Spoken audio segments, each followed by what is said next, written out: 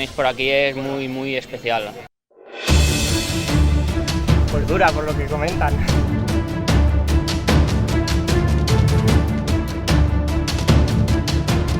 Las subidas súper duras, muy exigentes, pero es que merecía la pena porque las bajadas eran muy divertidas, con escalones llenos de piedra.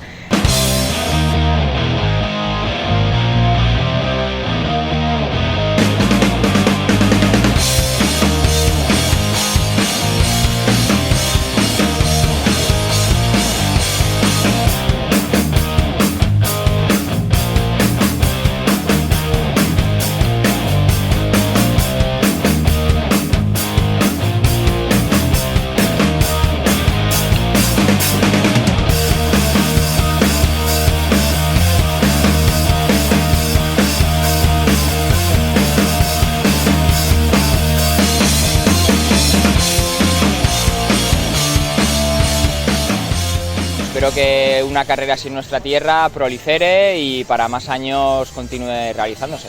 Muy divertida.